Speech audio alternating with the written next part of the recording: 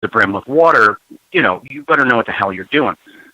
And I tell you that the first time I'm just acclimating myself to the can and the water and being submerged, and you get down in there, and I filled it up, and the water was incredibly cold. So you're down and you're in, and you go, and then you go under the water, and they put the lid on, and they didn't even lock it. It was just to get acclimated. The first time they put the lid on, your mind just goes sideways, because every fiber of your being is going, get the hell out, and get the hell out right now. Because when you are submerged and all you can feel around you is metal and water everywhere, not a breath of air in that thing, your mind is, you really have to concentrate when you're inside there and go, okay, I've got to get my crap together here, because and that was just to get acclimated. I wasn't performing it yet. There were no locks around it yet. It was just going in and getting in there and then put the lid on the first time. And it's just like your mind just goes, oh no, oh hell no, But eventually, I got acclimated, and then we locked it and performed it and did it. And I did it for a little while in my show. But that stuff, yeah, I mean, that's what that effect is, and it's one of Houdini's old water escapes that he did. I mean, he did it before he did his very famous water torture, the upside down glass front escape and everything. So, yeah, but I played with a lot of different handcuffs and things like that, but never really lost the keys or anything. In fact, there's even ways that I don't know if you got that far, but into where you could pick the locks, because you probably could have picked the locks that on your wife had you have the technique on how to do that. No, I didn't have the technique. No. You haven't gotten to that lesson yet. And actually, the reason why I was going to the magic store, a friend of mine was into doing magic or trying to do magic. Yeah. So I go with them because we were good friends. So, then I go, hey, this is cool. I'd buy, the biggest trick I ever did, it worked out. They used to sell this gum that you get somebody to chew it and it turn their face black. Oh, yeah. Yeah. And I was in grade school at that time, and I bought a couple packs of that and gave it to every girl I did not like. And boy, that was probably the first time I was like in 4th or 5th grade I was suspended from school. Wow. That's a pretty cool story, though. I never did anything quite like that. I used to have this it looked just like a pack of gum, the long sticks, the older stuff, and you would pull it out, and it would have this little tiny, and I mean, it wasn't that hard, it wasn't lethal, but it would surprise people. It had this little tiny, like a mousetrap kind of thing on it, so when you pull it out, it would snap your finger, and I did have one of those. So I did have some practical jokey stuff, and I remember, something else that's kind of in that vein, which is I had these things. It looked like a cherry bomb. It was just a stunt double. It was just nothing more than a rolled up, tube of cardboard. But it was painted red, and it looked just like a really big honking cherry bomb. And then it had different. It came with a supply of fuses that you could put in it. And I remember one time as a kid having a babysitter. My brother and I got this thing out, and we took it out and put it. There's this big metal ashtray in the house. And I stuck that thing in the glass ashtray. So I stuck in the middle of this glass ashtray, and I lit that thing. And then we just sat there and giggled. And the babysitter was just wetting herself. She was freaking out because she's thinking, I got to get these kids out of here. There's going to be glass everywhere, and they're gonna, they're not going to pay me. They're going to fire me, and they're going to lock me up because these kids are going to have glass in their face. And then it just goes, and it's gone. And it's kind of anticlimactic, but it's one of those things because it's like the black gum. It's like the whole thing is just to get a reaction out of people. And that's more of that jokey kind of stuff, more than actual magic. But all of the magic stores used to sell stuff like that. And they used to sell stuff like that, by the truckloads out of the back of comic books and everything. I used to see ads for that stuff all the time with the 3D glasses and the sea monkeys and all that crap. Yeah, well, the 3D glasses didn't work. I didn't see any girls' boobs at all. They didn't work. No. I can tell you that right off the bat. I don't know, Michael, if you ever bought anything like that, but I can tell you I did. It didn't work. Well, out here in the Seattle area, we've got this really cool shop. It's called Archie McPhee's. And my gosh, they got all that old-fashioned stuff. They've even got rubber chickens. That's the kind of stuff you get at Archie McPhee's shop. And I could spend I could spend hours in there just going around looking at the magic tricks, the old-fashioned stuff, and the comic books and all the things that they have there. But, Ron, I've been itching to ask you, when was the first time that you remember on stage actually frightening people? In your act, I would imagine that they actually at one point are shocked, your audience. And I wanted to know when that first hit you that you could actually have that power to do that to people. Well, like I said, when I started, it was all very much traditional stuff. But I got to a point about the time I hit, I was through high school and I started college and I was studying acting and theater and everything. And I hit that point and I had a good friend of mine, and he said to me, he's like, you are way more interesting off stage than on, because I had a nice, polished, quote unquote, family show at that point. But it was not entertaining, particularly to me, other than the fact that I got to do, magic and illusion. And it sure as hell wasn't entertaining my contemporaries, my friends, and people, of the same, people that wanted to go out and see vampire movies and freaky stuff and fun like that.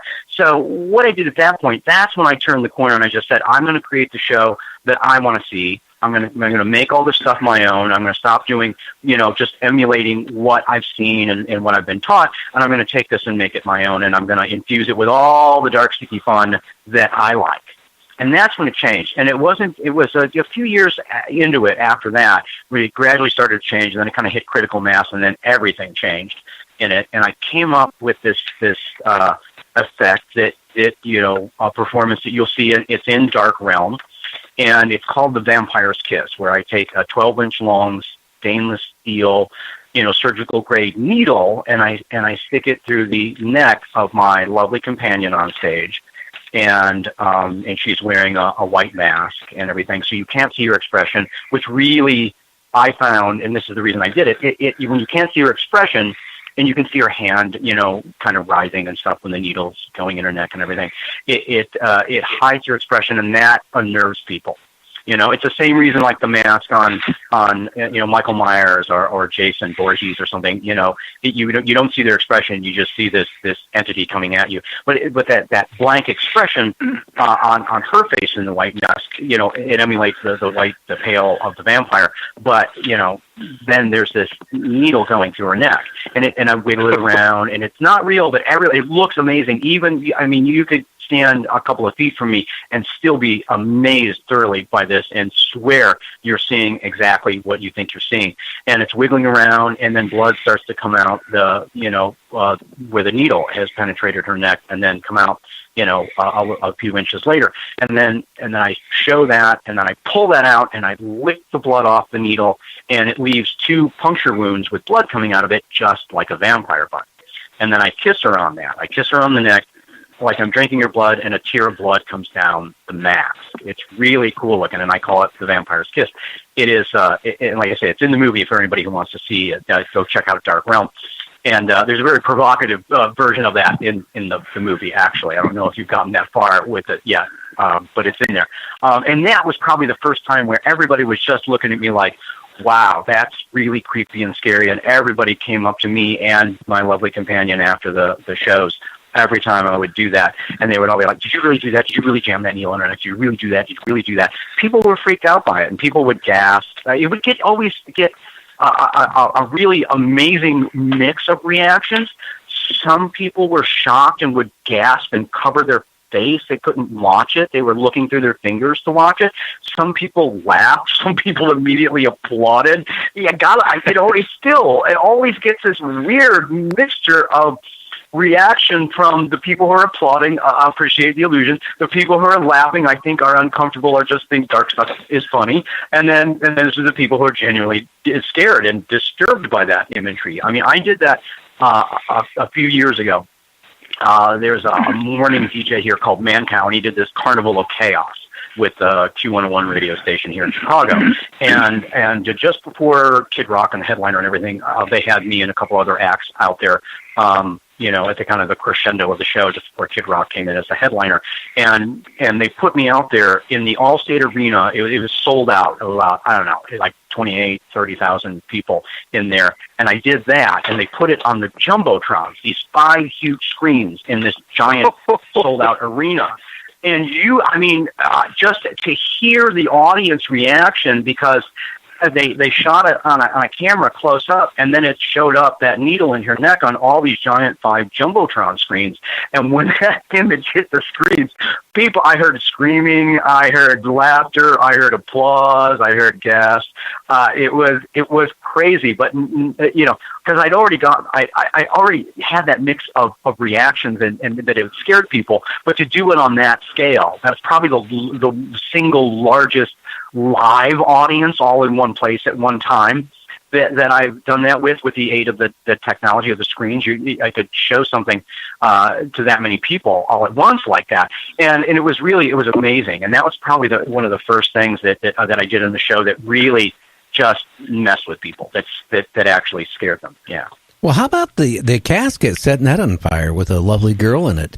I mean, how do the people respond to that? Michael, how would you respond? Some luscious girl put in a coffin and then set on fire? I mean, what would you do if you were watching it in the audience? Well, when I go to see classic shows, like Ron's, in Vegas and those kinds of things, I go with the knowledge that I know that there's something here that they know how to do this with, and not harm anyone. But I always get totally uptight. It's just like your primal instincts kick in when you watch these kinds of, illusions right before your eyes, because your mind, I think, has this primal response to that kind of fear that we have a hard time dealing with it, even though we think we know that it's just an illusion. So I don't know how I would react to actually seeing the flaming coffin, illusion myself. But matter of fact, would you consider that, Ron, maybe your signature trick or illusion, that kind of a thing? Yeah, certainly that's one of them. The cremation illusion and the way I do it. It's got a lot of fire and the whole presentation with the witch burning element and everything. Very much, that's something that the audience goes away talking about. The Vampire's Kiss is another one, and then I eat razor blades in the show, and that's another one that people are just they are stunned by that thing when I'm out there chewing on razor blades live, and there's blood and everything. So yeah, so between razor blades and burning people, cremating them on stage. Yeah, I do. It's not all like that. It's not all blood and fire. There is that in there because I want that in there. I like that in the show. And there's a lot of other things in there as well that are, but some of the more challenging material would be definitely, and some of the favorite things of the audience, the things that people go away talking about are some of the more visceral illusions, like the cremation, like eating razor blades, like the Vampire's Kiss, all of those things. Yeah. Now, are those real razor blades, Ron, or are they the fake ones? Yes. They are real. They're real razor blades. I've actually cut myself more than a few times. So yeah, it's real blood, real razor blades, and again, it gets into that particular act. Really gets into kind of in the realm of sideshow, as far what kind of I consider skill with dangerous, sharp, and hard to control elements like a fire act, things like that, or a sword swallower. Certainly, the razor blades are like that because you are handling a really sharp dangerous edged object, and you've got to know how to work with them. You've got to again, you've got to know what you're doing, and that is it's one of those things that many times I'll go out and I'll open a show with that, because after that I can do whatever the hell I want. After opening up with the razor blade, I've got everybody's just in for the ride at that point. Yeah. Well, how many razors blades do you use? There are 6 in that particular version of it that I do. Oh, wow. Yeah. Wow. It just came to me, Ron, when you're saying that. I hope you call the act Occam's Razor. Nice. I like it. I